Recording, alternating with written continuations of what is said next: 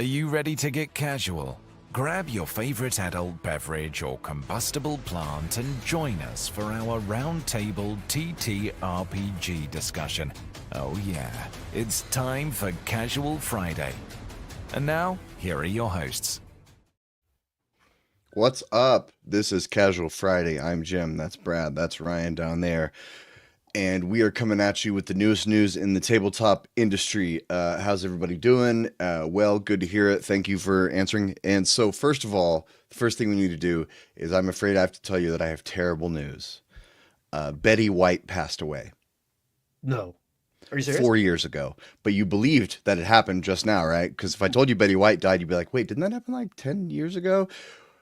All this to say, Sigil VTT is dead. The D&D I can't Beyond. believe it. I know. I'm afraid. I'm sorry to come out with that shocking news so abruptly, everyone. But we have the official announcement from Wizards of the Coast. To our D&D community, we've made the difficult decision to end development on Sigil. This was not a decision made lightly, and it followed months of reflection with all teams involved.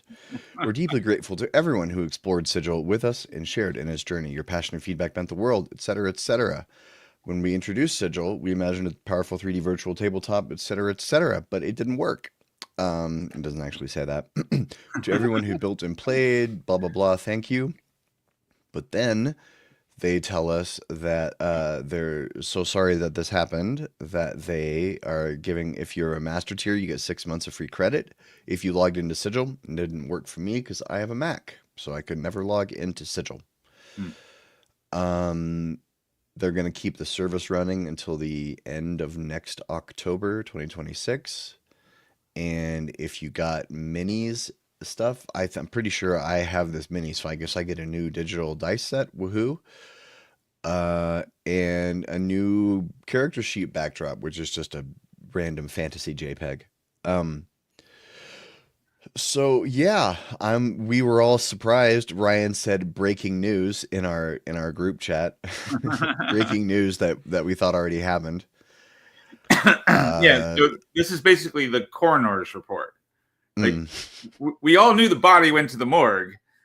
This is just the report to let us know that it's official, right? The death certificate, yeah.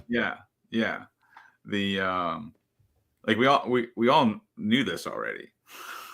Yeah, I'm having the weirdest like deja vu because I've never been on a live stream that was like a replay. Like, we've made this episode already. We did this already. What are we doing? Like, oh my god. So we know what happened now is we know it limped to the finish line, right? And they put out what they had because they couldn't keep everyone on. They couldn't employ all those developers. That's millions and millions of dollars a year for like a couple dozen developers. That's a lot of money. They let them all go. They said, we're going to put out what we have. And it was basically just a Hail Mary. At that point, they were like, we'll just throw it out there and, maybe people will like it. Maybe it'll hit. Who knows? And then they released regular minis. They were like, every 2 weeks I was getting a new email from D&D Beyond. It was, here's new Kobold minis. Don't you love them? Use them in Sigil. And they kept going with those until summer, I guess. I think it's been a while since I've gotten a new mini email, a Sigil mini email. So I'm guessing that they just set out a bunch of sprints to get those done. And then once those were all released, they were like, did it hit? No. Okay. I mean, but it's hard to call it. I mean, I totally get the reference of the Hail Mary idea, but it's like, if you're going to throw the Hail Mary, you don't tell the defense what you're going to do first, right? Like it was painfully clear the way it came out that this was not going to be fully supported, and it was never going to be fully realized.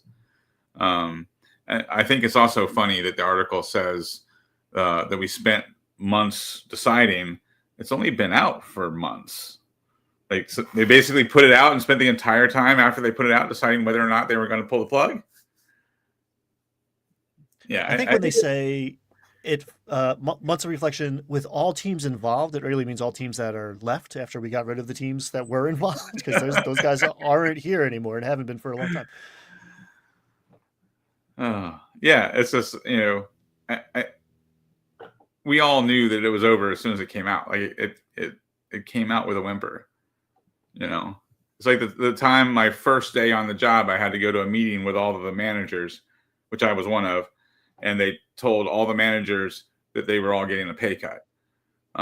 First day on the job, they pulled me aside after the meeting and said, "We just hired you, so you're not getting a pay cut, but don't tell anybody." I knew at that point that the company was going under, and I immediately the next day after my first day on the job started looking for other jobs. Yeah, that's rough. It does not instill confidence. Well, I wonder what happened to those 3 developers who were left working on Sigil. Hopefully they've moved over to Maps, and let's see, it doesn't say anything about Maps in here, but if you take a quick scroll through any of the comments, there's a lot of unhappiness, a lot of sentiment like this. Yeah. Yeah. Great. Thanks for taking the time to comment, Rogue Rampage 1. Thanks for your input.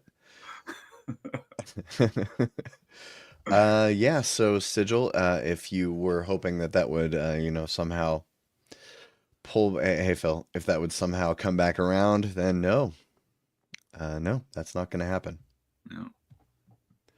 So, moving on to the next thing we're going to talk about. Let me just change the tab here.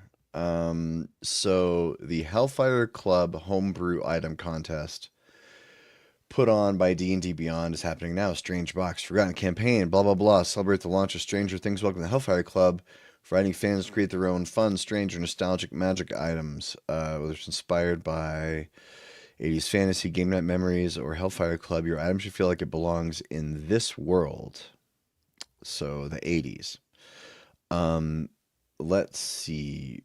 What are the name for your item? Short 1 to 3 sentence description. Optional mechanical, simple optional mechanical or effect. Here's some examples. Okay, you got to go use the homebrew builder, which I don't know if you guys have used the homebrew builder on D&D Beyond. It's a little clunky. It's a little databasey. Very, very databasey feeling. Yeah. In this, they're like, don't worry about actually making it work in D&D Beyond. We just need like the flavor. It's okay if it doesn't work mechanically, which is an admission that like, oh god, is this pretty hard to use. Yeah, it's I have not had fun trying to put magic items into D&D and Beyond. There's a lot of third-party magic items that I want to use when I play 5th edition, but when my players play 5th edition, they want to use D&D Beyond. So I'm constantly trying to put these third-party magic items, or often make my own. And yeah, it's just a nightmare. So I've actually just ended up putting magic items on little on printing them out on cardstock and like playing card size boxes that I cut out and turn into cards. And then so the game is now when you discover a magic item, you draw a card from this pile. And the players seem to have so much fun doing that, they forget that they don't need it in D&D Beyond. I like lo-fi solutions to modern problems. Like, fighting with the computer is not. I do enough of that. I don't need that to be part of my fantasy experience as well. So I've been scrolling the rules here to see if there's anything about what they're going to do with your item once you win. And it does not say. I would imagine it becomes their, that they retain the rights to whatever magic item you make, so they could, they can put it in a book later. Yeah, that's likely.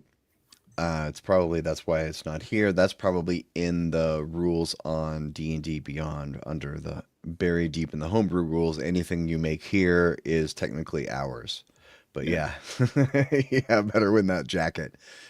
This kind of reminds me of, I worked at a software company where they did like a hackathon, where they wanted everyone to make an app, and the winner got $3,000. And I remember there were a couple guys who like started designing apps, and they were like, you know what? Actually, we realized if we just don't make this at work, we can make a lot more money Mm. because it won't, if we do this on our own time, we came up with the idea, but if we do it on our own time, then we don't have to give it to the company. Like, we can make the money from the app. Which, I mean, okay, to switch hats for a second, because we do a lot of dunking on WotC. This is a cool thing that I'm surprised we Sure. don't see more of. Like, this is a potentially cool thing. I have no faith that it like will be well executed right now, but like, there's a new generation of employees, people on the creative side now. I think they went through a rebuilding era. It's a decent time to be cautiously optimistic again. I'm surprised we don't see more cool stuff like this with their resources and their reach. Like, why not have dope contests? Yeah, I mean, but that is also par for the course. I know we just said we weren't going to continue to dunk on WotC, but that is kind of par for the course. Like, how many times have we said, "Oh, it would have been really cool for them to do this simple thing to go along with this new product," right? Whether it was, make a module for when the new movie released, um, include Critical Role content for when the new season comes out. Just there seems to be like simple pairings that just make a whole lot of sense that they often miss, and it just seems like they're really leaving money on the table when, like, if we can come up with these ideas, why aren't they? And if they are coming up with these ideas and then ignoring them, what's the problem? And they've done it like Eberron. I mean, is not as successful as the one thing they've been doing for a decade, but like Eberron continues to come out, and that was like a fan creation via a contest, and so this is like a proven track record. Everybody wants to be an artificer because they want to be a wizard with a bazooka, but on a robot spider.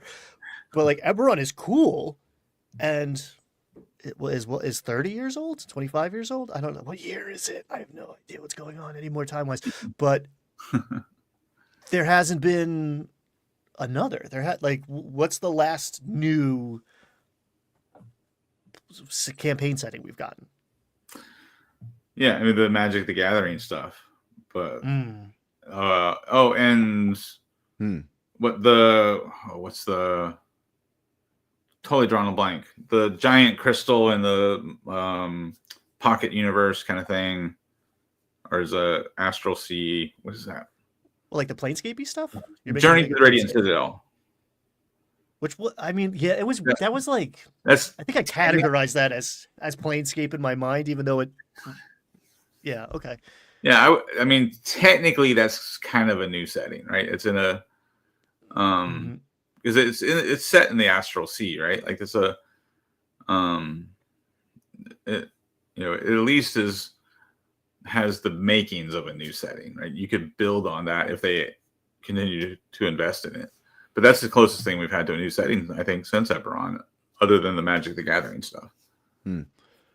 One thing about this, if you are looking to get your name out there in the TTRPG design industry, winning a contest like this isn't doesn't mean that WotC is going to offer you employment the next day if you create a fun magic item. But like, if you win this contest, that's something you can stick on your resume if you're trying to get a job at a design company. Not a huge deal, but it if you want to get your name out there, it could help you get a little more known. I mean, there's a lot of people who's like came up from DMs guilds and ended up in different places, including WotC. Like, there are pathways. They're just not utilized as much as they could be or should be, it seems.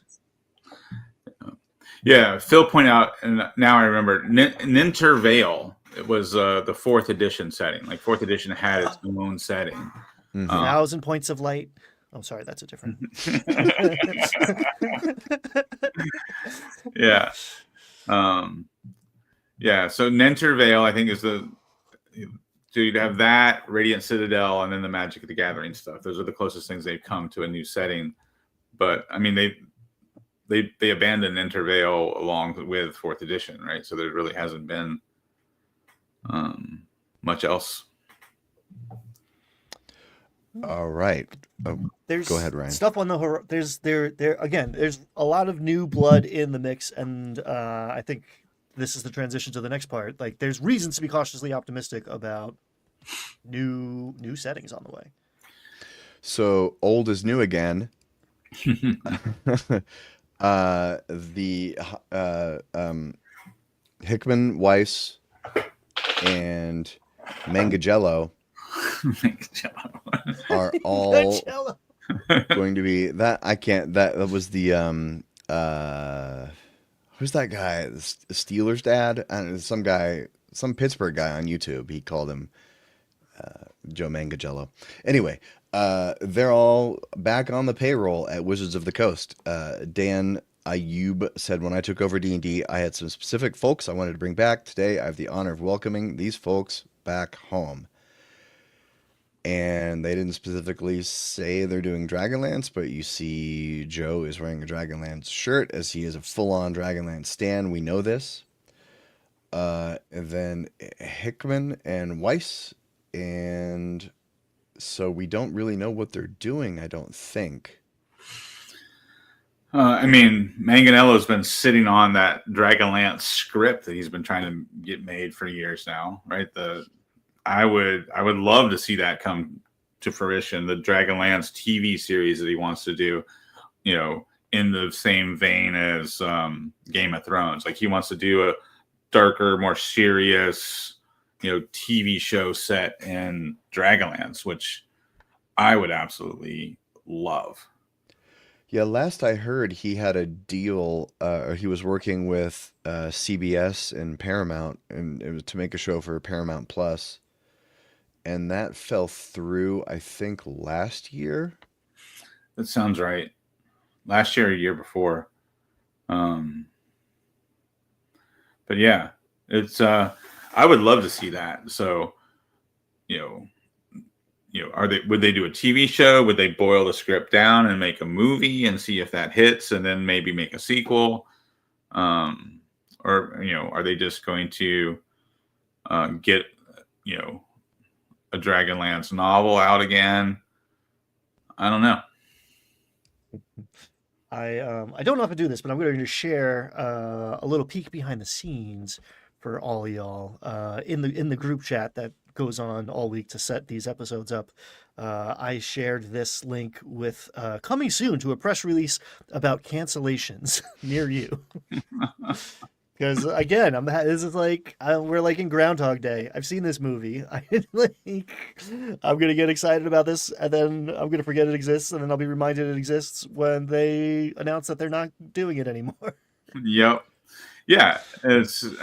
I mean, we had Joe like tease it at some point, and everybody got excited, and then it actually made it into one of the D&D Day videos. Where like, oh wow, so this is actually going to happen. And then no, it wasn't.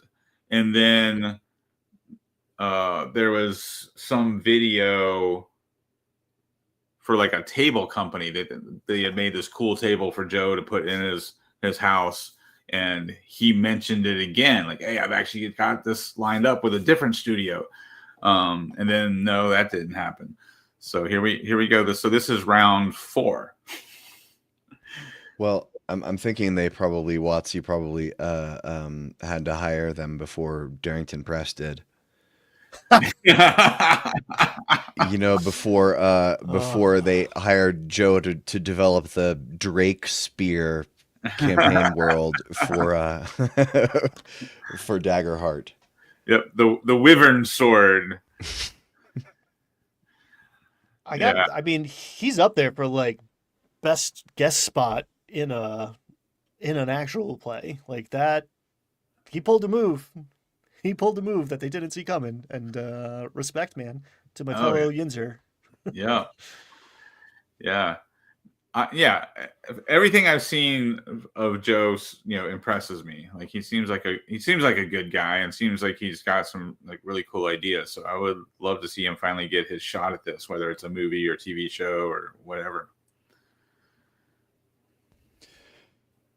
Well, good luck to you, Joe. Mr. Mangagello. Yeah, I feel like anything D&D adjacent these days is like it's all tentative. Like, you know, if I all of a sudden opened an email and Watsy was offering me a job, I'd be like, that's awesome. I'll probably only work there for 4 months, but I'll do it.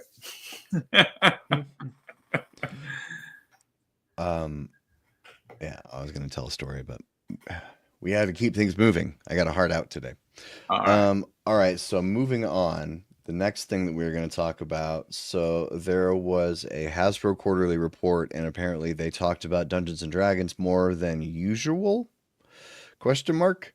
But so Chris Cox said the 2024 editions of D&D's Monster Manual, PHB, and DMG are off to the strongest ever start for D&D books.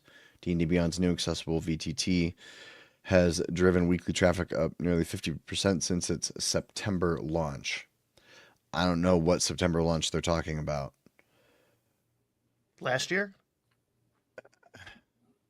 September 2024? No. Must have been, because if this is a Q3 report, that would be covering this.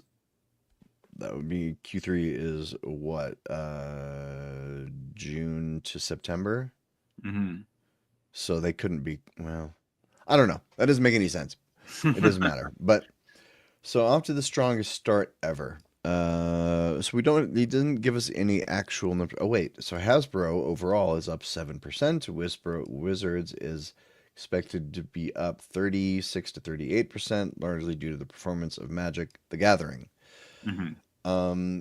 Yeah, I think everyone who's calling for D&D to be demonopolized and split off from Hasbro and sold to somebody else, they need to take a look at these numbers. That regularly Magic: The Gathering keeps D&D afloat for many, many years. And so I don't know, there was a shareholder plan, like an espionage plan to force Hasbro to sell D&D several years ago. Mm-hmm.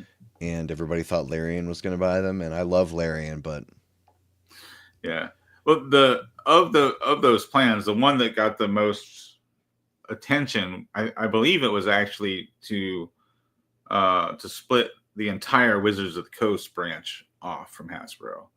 So that would include both D&D and Magic: The Gathering. And if I'm remembering all that correctly, their point was, right, because if you split it off, if you're a shareholder, you now hold shares in two companies instead of one, so potentially you double your money, right? Assuming that if they split, the Hasbro stock would stay close to its same value, and then the Wizards of the Coast stock would be close to that value, right?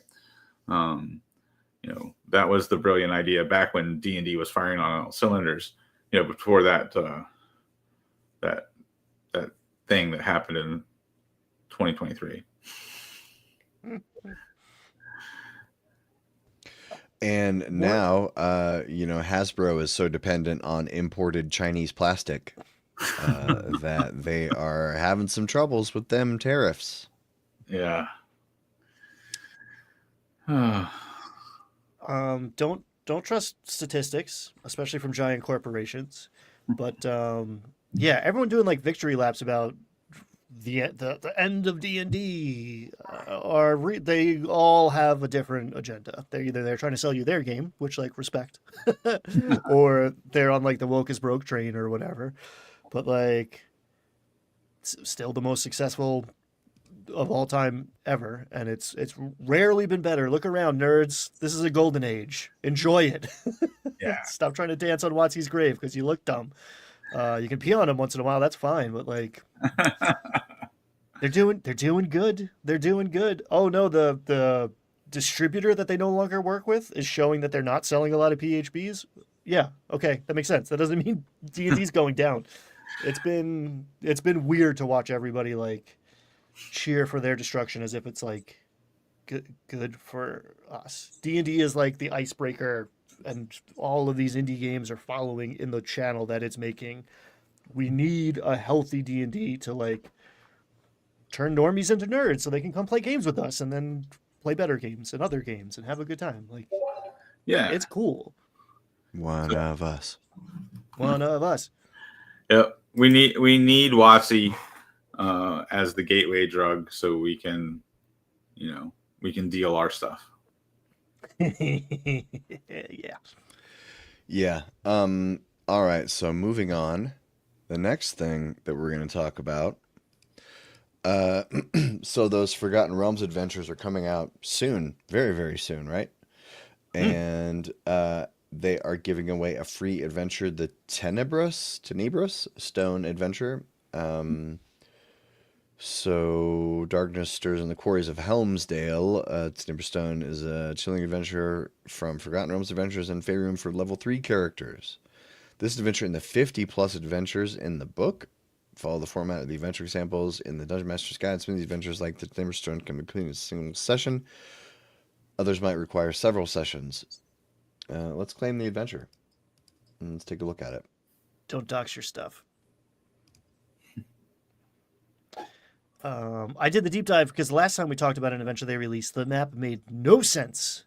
So I'm happy to report the map kind of makes sense, but it seems to assume that like there are rules about the high ground in D&D. It's a very 3-dimensional thing, and that's cool, but I wish it mattered. Here we go. I'm trying to remember which was the adventure you're talking about where the map was terrible. It wasn't that the map was terrible; it's that the adventure and the map did not line up. Yeah, which adventure was that? I remember us talking about that and looking at that. I just can't remember what the name of that was. It was a goblin adventure that was like tangentially related to the starter set, but not really. But there were goblins and giant spiders, and it was fine. It was a fine introductory adventure, except like what they said and what was pictured did not correlate. And I spent a long time because I did not think that could be the case. I thought it was me misinterpreting like northeast or something. So like I put a lot of effort into like translating it, and then I found out that like this doesn't work. And then a bunch of people yelled about it on the internet afterwards. So yeah, we got there first, gang. But it's weird. This seems pretty light. There's not much to it. This is 3 encounters, and one of them is optional. This is very interesting. If you're trying to hide a rock, a quarry is a good place to do it. I will give them that. The rock is making people undead. The undead guys are still working in the quarry, and you can fight them if you want to. And then there's another undead who's working for this cult of Orcus, and he's going to fight you, and the skeletons are going to fight you, and they give us this map with all these chutes and ladders, and it could be very, very interesting, but my guess is not as interesting as it could be. Like, do you guys do anything for that? Like, I'll give somebody like a +1/+2 if they like have the high ground or like advantage on a roll sometimes, depending on if they're like, no? No, it's too fiddly. It works that way in Baldur's Gate 3 because the computer's doing it. Because this is an adventure for players who like to have their PCs push bad guys off ledges, I guess. I mean, why give us so much detail about all the heights? Yeah. I mean, this looks like a great map for a skirmish game, right? Like a miniature skirmish game. This is the kind of stuff you do there, right? It's like have elevations and because you're usually playing like on a 2x2 or 3x3 or 2x3 map, right? And that you increase your play space without needing a larger map by adding elevation and all that sort of stuff. So would be really cool for that kind of game, but like in D&D, there's no real relevance to it other than it looking cool and giving a dynamic feel. Yeah, it looks like a Counter-Strike or a Doom multiplayer map. Yeah, it's like I want to play Capture the Flag Legends. It's which is cool. Like I think it's good design to kind of model your dungeons on those multiplayer maps because those multiplayer maps are specifically designed to create dynamic encounters.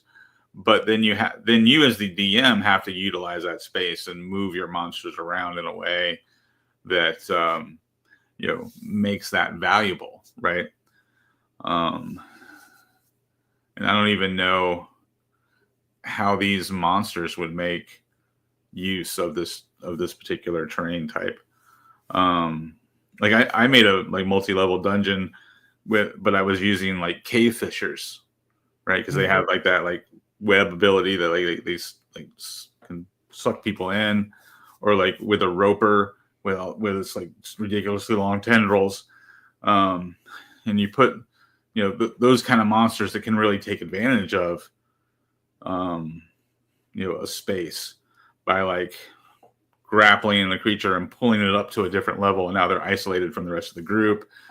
So you can create some dynamic combats with a multi-level space, but you have to have the right monsters to do it, or the right tactics as a DM to make it work. Otherwise, you're just doing it to make it look cool. That's actually really cool to be like, you're 10 feet away as far as the monster's concerned, but if you want to get to your buddy now, you're actually like 50, 60 feet away because you got to go out and around and back up. These are skeletons, though, on the high ground, so they're not doing anything cool. You know what's the most interesting thing about this to me is that little ribbon. I don't even know what to call it, but there's that tag in the corner there, and it says a deity adventure for level 3 characters, and it's Ilmater. I'm always uncomfortable pronouncing fantasy names on camera, but which is like an obscure Forgotten Realms god, as far as I'm concerned. He's a little weird, but like, what's a deity adventure? Are we getting 50 deity adventures? Is this like, hey, you want to be my cleric? Go do this, or like, that's interesting and new. That's a new thing. Like the way they did the recent dragon book, right? There's like they did like 10 different dragon adventures. Like, yeah, but it's not. So this is like about like Orcus is like narratively you're fighting against Orcus. Like I didn't do the deepest dive on this one because the other one was a lot more content, but I don't see any other reference to Ilmater going on in here. It makes sense that they're against Orcus, as Nacho said. The peak of suffering is probably working while you're dead. That's like that's true evil. But yeah, I am always intrigued by the new thing. I was like, oh, what does that mean? Maybe I could do cool stuff with that.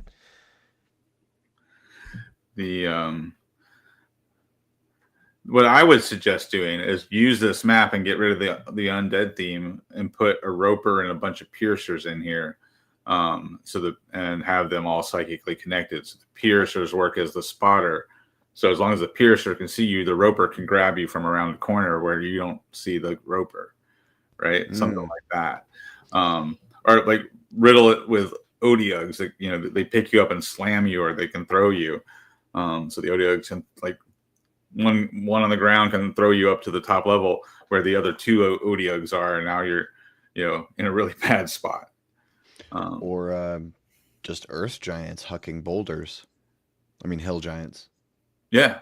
Hill giants hucking boulders.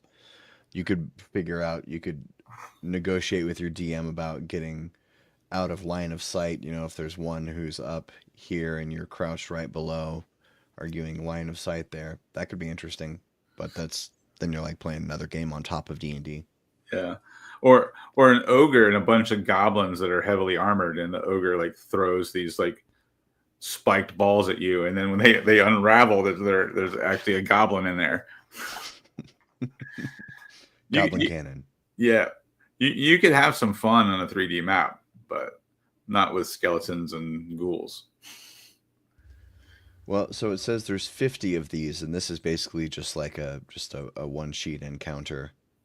3 encounters and a one thing, and it says there's 50 of these, but I don't mind this. I mean, this one isn't great on its own, but if there's 50 of these, I'd prefer that to one adventure across the Forgotten Realms. No, I think the concept is cool. I know I'm bagging on the particular, encounter setup, but the concept is cool, right? You put out 50 of these, that gives you like a year's worth of one shots, or like you can cannibalize these, mix and match them. You know, like we are just talking about, put different monsters, just use the map and put different monsters in it. Take the theme and elaborate on it and make some extra levels and like really like do Orcus some justice. Like I think it's good fodder, and I think that the deity inspiration is actually a good idea too, because you know the whole show don't tell. Like you want your players to learn more about the lore of the world, using deities as a theme, right? Helps teach your players about lore without, you know, exposition dumps. A player plays this, and now they know Ilmater and Orcus are two different entities that deal with death, right? Indeed. Go ahead, Ryan. I haven't been doing like too much research on these new Forgotten Realms books because I'm kind of Forgotten Realms tired. But from what little has filtered through, it seems like we are not focused on the Sword Coast, and in fact focused on other regions of the Forgotten Realms. And cool, that's better than just the same thing that we've been doing for 10 years, I guess. Yeah, the Forgotten Realms. The Forgotten Realms. We've been chilling on a little fingernail of it. So yeah, I'll take some newness. Give me some newness. Phil suggests they're using Renowned Okay. with deities in the new Forgotten Realms books. We don't know about any custom mechanics in the new FR book, the one for DMs. Yeah. I think that was actually one of the things WotC did well at the beginning of 5th edition is designing adventures that had, if you looked at it big picture, they were kind of teaching you how to play different styles of games, right? You know, Curse of Strahd was the horror. What was the temple in the jungle and the city of Chult, Tomb of Annihilation. Like that was a hex crawl. So they were kind of, I mean, it wasn't a great hex crawl, but they were trying. But so they were trying to teach you how to play different styles of D&D, and I appreciated that. And then the Ravnica setting showed you how to use guilds and connect backgrounds to, you know, guilds in your game. And then the Theros setting taught you how to use Renowned. So they had some good intentions, and some of them actually worked.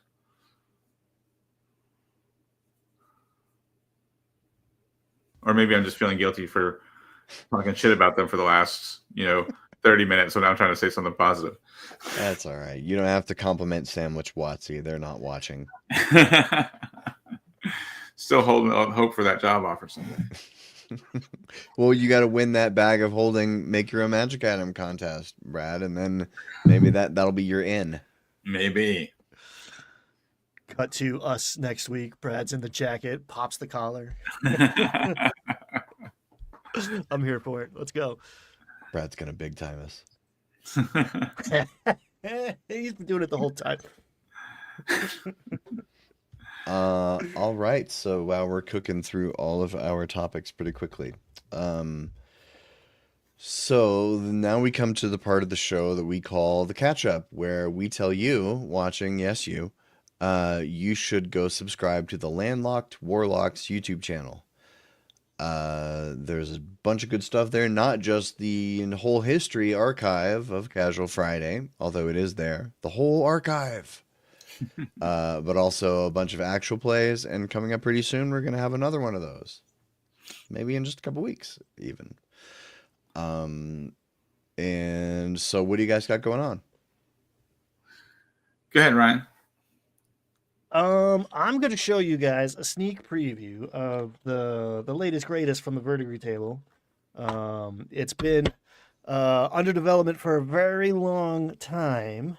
And I didn't make the art, but God, this is a bad proof, because I've spent hundreds of dollars now trying to make a version of this that isn't bad, and we finally cracked the code. So coming to you soon, the Fantasy World Tarot, and a whole book of awesome tables to use with it, but you can get these by themselves. I'm actually not going to make a lot of money off of these. You're basically going to be able to get these for a couple bucks over cost. It is print on demand, so it ain't super cheap, but I'm not filling my garage with cards and going to the post office every day.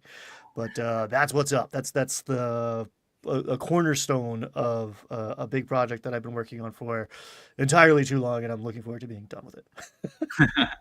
It looks great. So what's the concept? So you draw a tarot card and it gives you an adventure hook or idea, and then you go to the book. Is that how? Yes. It's one of those things where like I thought I came up with a cool original idea, and like then I researched it and found out that like a lot of other people have also arrived at this idea of like, what beyond dice can you use to generate outcomes that are randomized? And the cool thing about tarot cards is that they have meaning associated with them, right? Like 17 doesn't mean anything. We might associate it with something, the numerology or whatever, but like you pull the Fool and there's like narrative content there. There's like mythological content there. So I've been working on that for a long time of like associating different things. What are these monsters doing? What's this NPC's deal? What is this adventure about? What does it smell like in here? Like just like tables, based off of those. And after a lot of work, I found a deck that is not just the Rider-Waite-Smith like standard thing reinvented. This is basically all monsters or monstrous things. There's some mythological cultural touchstones that I wouldn't necessarily call monsters. I've actually discovered a few like myths from this as well. So super cool artist, got the licensing to the art, not exclusive. It's hers. But I'm going to very soon flip the switch on drive-through so you can get some dope cards and just like, yeah, pull the ghoul out of the deck.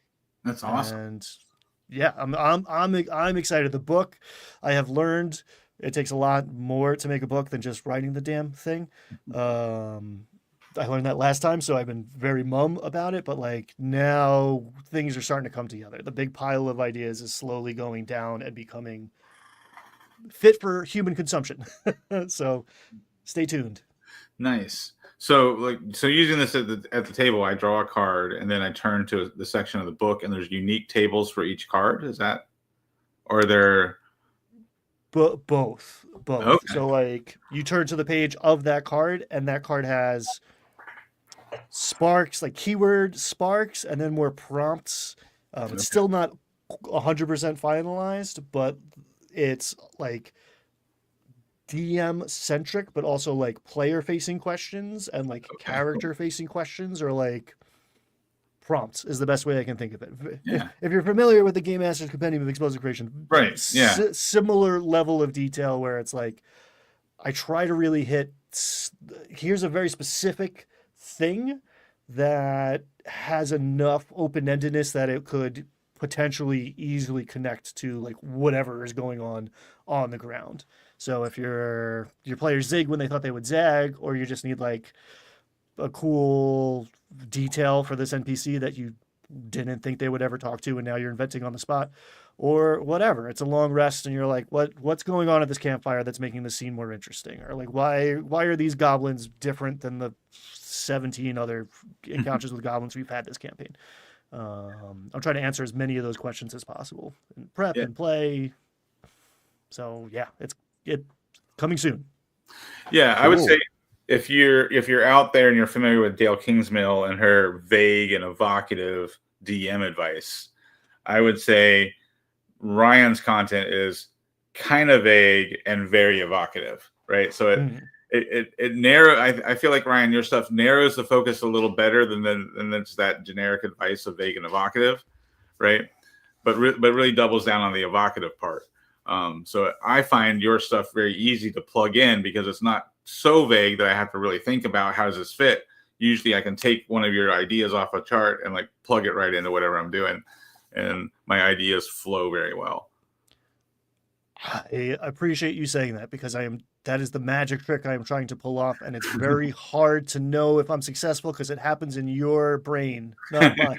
Like I don't want to be like, here's this cool thing, use it in your game. I want to give you a thing that makes the cool thing happen in your mind. Right. And that is very exciting to me and also challenging. Yeah, it definitely greases the gears for sure. That's me, baby. All grease. All grease. What about you, Brad? You got any news to report? I'm still working on stuff behind the scenes. I'm actually enjoying playing right now, which has been really a good time. So I'm playing in a Vampire the Masquerade game. I think I mentioned that last week too. And it's going really well. We're having a lot of fun with it, and I'm still running my Shadow Dark campaign alongside of that, and tinkering around with my Shadow Dark feat idea. So, yes, Runehammer, we are. Believe you, we've had conversations about it. We're working on a way to fuse. One beard to rule them all, and then the casuality of it all bind them. He gave 2 men 3 beards for them to wear, but they were very patchy and easily graying. I take a lot of pride in my mustache. The beard. All right, guys, new topic. Let's go. So we finally finished Dungeon of the Mad Mage campaign this week, 2 days ago. We had a couple weeks off because the DM had bronchitis. But we finally got back together and finished it. We defeated the boss and the second secret boss that I won't tell you about because it'd be a huge spoiler for the adventure. But we had that we thought was the ending, which wasn't the ending. And then there was other stuff after that, and it was a very interesting thrill ride. And I bought the adventure, and I'm looking forward to reading it now, because I know our DM has a big into homebrewing, so I want to go back and see what he changed, like what big moments were his and what were there in the adventure, and looking forward to all the stuff I'm going to be able to steal from it for the future. So that was fun. Yeah, we're all 20th level. Nobody died. Well, one PC died in combat, but was revived because when you have a 20th level cleric, you can't kill PCs. It's just impossible. We were mostly at near full health the whole time. Because 20th level cleric, you just can't. You can't kill anybody when it's like our cleric is throwing down like 150 points of healing every single round. So the monsters just can't keep up. They just couldn't keep up. And so that's about all I got going on. I think, are we ready to... Oh, there is one thing I wanted to say. I was trying to read the Elusive Shift, that sort of textbook, and I got about halfway through it, and woof, I can't take anymore. It's just too... it's very academic. It means that, like, it uses a lot of words to make a point. Every point has 5 times as many words as it needs. And so I got tired of that. And so I started reading the Conan stories. The Conan, it's called The Witch, The Something, The Other, The Collected Stories of Conan. Mm-hmm. And after recently, just last year, I read the Lord of the Rings trilogy, and now comparing it to Conan, I can see why Gary liked it and preferred it as the base for D&D, because there's lore, there's names with apostrophes, there's all that stuff that fantasy nerds like, but it's pulp action, it's like pulp action. It's about treasure. It's about killing bad guys and getting treasure. And I was like, okay, I get it now. I see why, like, Gary was like, Lord of the Rings, who cares? It's just masturbatory tree fiction. Conan is about fighting monsters and getting treasure. Yeah, Conan, the original murder hobo, right? Yeah. Yeah, I've read several of those original Conan short stories, and they're fun. Like they're quick, easy read, and exciting, and give you all sorts of cool ideas for your next campaign adventure. Yeah, I'm enjoying it. That's dope. I will say there was an era of like scholarly TTRPG commentary where I feel like those bros had to like, no, this is serious business, and they sounded like philosophy professors. Like a lot of the like reading over the Forge stuff, like there's a lot of cool ideas in there, but like man, are they trying to prove to you that it's not just guys playing pretend about dragons and stuff, and like guys, it's okay. It can be that too. It can be fun and goofy, and we can also talk about this in serious ways and examine things and have cool ideas. But oh god, it's a slog to get through. It reminds me of college where it's just like, oh, gotta pad this word count. Oh boy. Yep. Well, it's time to move on to the roundtable discussion. And so, what are we gonna do? Are we going to have the easy conversation, or are we going to dive into it? Are we gonna do this the easy way or the hard way? It's Spooktober. It's Spooktober, and we got to keep it tight. So, what does that So what does let's. that mean? You want to make a dungeon? You want to make a Morktober dungeon? Sure, let's do that. Yeah, that's the safer thing to do. Yeah. Was Coville's video that controversial? No. Oh, No, no, I don't think so. I imagine there's reactions to it, Mhm. and it came at a time. The girls are fighting out there, folks. And Matt Colville talked about the importance of moderation. If you want a good community, gates wide open. But if there's, there's bad actors, and you're responsible, you kind of got to do something. And that happens if you're running a YouTube channel, and that happens if you're running a D&D table, unfortunately. It's not just the Dungeon Master shop, but so often it is the Dungeon Master shop to kind of moderate and set some boundaries. And that's good practice, but I much rather have fun and make cool shit. So let's do some October stuff. Yeah, I definitely appreciate content creators who, are the voice of reason in all of this. There's you got people on different ends that are, trying to be polarizing on purpose. So when Coville comes on and like, let's have some cooler heads about this. Uncle Matt kind of taking care of the community by telling us how to take care of our community. Because gang, you don't see it because we'll often delete it, but like if you create stuff on the internet, people come and just yell at you, and like it took me a minute to figure out like, oh, this is not about me or anything that I said in this video. Like you brought all of this with you. Delete. What? Well, shit. I guess we got to talk about it now. Sorry, I opened up just the door. We could just talk about why we're not Brad talking had about to it. push the effing button. That's what Brad did. Brad just had to push the button. Someone has to. I love it. Let's go. So Matt Coville put out a video this week called Community, and where he talks. I kind of skimmed the video. I definitely did not. I tried to watch it at 1.5, and Matt Coville at 1.5 is too fast. It's just too fast. I couldn't do it. Where he talks about, based on a lot of reactions to Draw Steel and his experience in the community, about how communities form and tear themselves apart, and the importance of moderation in communities. And he talked at length about carpetbaggers, which are people who are not into a thing, people who are not part of a community, but will go into a community just to criticize people in the community. And so this video came on the heels of a friend of ours, Paladin Pros, putting out a video about essentially about jerks in the hobby. Mm-hmm. And some jerks in the hobby did not like him saying that he did not like jerks in the hobby.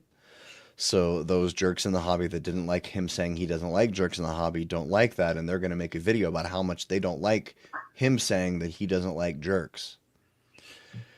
And it's we're gonna name names. I don't know how deep we're gonna go into this. Yeah, you can figure it out, folks. All right. So I got two opinions here. I got two things to say about all of this generally. One, if you want me to try your cool new thing, telling me my cool thing sucks isn't gonna get you there. Oh, that thing that you're having fun with? Actually, I think it's awful, and you should do my thing instead. Well, clearly, my good sir, we have very different preferences here. So, like, no, thank you. Go have fun with your thing somewhere else. Whereas, like, hey, yeah, I like that thing that you like, and maybe you want to try this too, because this is why it's similar and they're both good. Way more compelling of an argument. Yeah. The other thing is, if you're not advocating for something, you're just spending time on the internet or spending time creating stuff on the internet, which would require much more energy. I'm not going to tell you what to do, but like it boggles my mind how much time and energy people put into stuff that they don't like. Like, I have been on the receiving end. I made a 12-minute video and someone watched that 12-minute video for over an hour and they hated it, but they actually weren't even watching. Like, they would say the thing that they hated and I would agree with them when they hit play again, and then they would hate what I just said even though it was exactly what they had just said. And it's just like, this is how these people spend their time, and other people spend their time watching it. And if that's your thing, okay, I guess. My takeaway from Colville's video was like, maybe it's cool that all those guys are hanging out by themselves in the corner. Maybe don't invite them into your house. Yeah, just leave them over there. Yeah, just leave them over there. Yeah. I think one thing, and I think Matt did make this clear, but I just want to reiterate the idea that there's kind of two categories, right, of complaining, right? Is you've got people who like to complain about their favorite thing, right? See the first half of this video. Right. Right. We like D&D, and we just spent, a good portion of the past hour complaining about 5th edition, right? Mm-hmm. And it's not because 5th edition is terrible. It's because we have some legitimate criticisms, and we want to see, D&D do better, right? We want WotC to be successful and not step on rakes, right? But then there's this other category of people who their brand is to complain about stuff. Their brand is to try to make other people look bad. And that's a whole different category. And it's really important not to get those two things confused when you're moderating your own community. And I think that's the biggest takeaway here, right? Is like, try to recognize when you have someone in your community who's trying to participate in the community, but just is kind of complaining loudly about the thing they enjoy. That's often okay. Like, we all do that. But then there are those folks that just complain because that's their thing, and they finger point because that's their thing. And those folks, just delete them, just get rid of them, ignore them, push them into their little corner where they can bitch and whine about what they want to bitch and whine about. And I think that's just a really, really solid way to view things, and maybe saves you, the hour and 20 minutes or whatever it is of watching Matt's whole video. But I mean, it's a Matt video, so it's still worth watching. Yeah, I'd love to be able to go back and watch it later. Yeah, those people in their own little corner, it's just insecurity, and there's nothing that you or I can do or say that's going to fix them or make them feel any better or heal their wounds. There's nothing we can do to heal their wounds. Yeah. It took me so long to learn that. Just like, oh no, if I just come and have a discussion with you in good faith, like, clearly you will see the light of reason. And like, oh, young Ryan, how wrong you were. One thing I would add to the conversation when you're evaluating a game or a new game related product is, like a couple of categories. Is this for me? No. Is this for me as a DM? Yes. No. Even if it's not for me as a DM, could it be for me as a player? Right? Like, that adventure looks interesting, but not interesting enough for me to run it. But if somebody else at my table was to run it, I would play it. Right?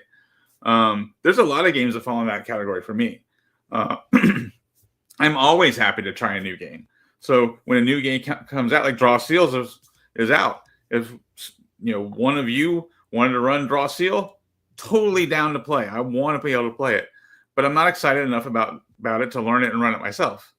And I think that's an important distinction to make when you're evaluating content, right? You don't always have to love or hate everything. There's space in between. There's going to be stuff you love. There's going to be stuff you hate. And there's a whole bunch of space in between to be like, yeah, I might play that. And if it hurts your sense of identity for someone to play a game differently than you are, maybe stop and think about what you're doing.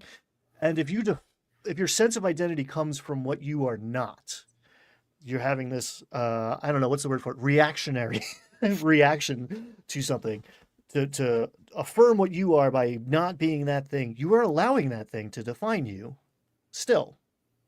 And it's all just like, I don't know, it's just kid stuff. Like, I thought I was done with this in 9th grade, It's all very immature. Lots of boys beating their chests trying to convince them and themselves and us that they're men. Cool. Well, guys, I think we did it. I think we just fixed tribalism. Yay! And I think, so just you out there watching, clip that part out, send it to everyone and let's heal the world. Yeah. It's about time. I really think if people would just listen to us and just do things our way, the world would be a much better place. Yeah, clearly. Obviously, that's what we've been saying. Yeah, our tribe is the good tribe. Yeah, the cure to tribalism is to join our tribe. Yeah. All right, so moving on, because we got to wrap up real soon here. One last thing. By the fans, for the fan, the playlist of Holding 2025 is ready to rock.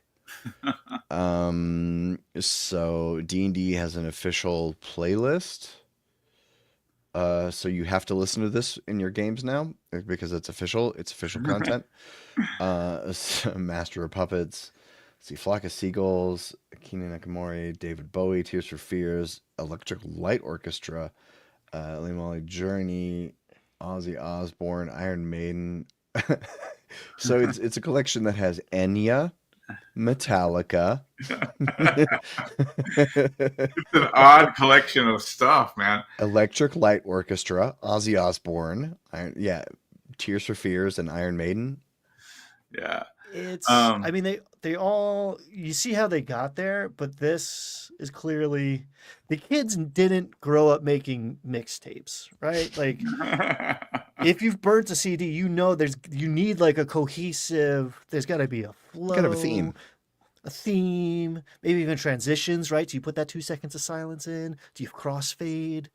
This is a lot, and there's only one Rush song that I saw. So it's flawed. I have recently, I'm glad Runehammer's in the chat for this. I've recently started using music in my games upon his advice.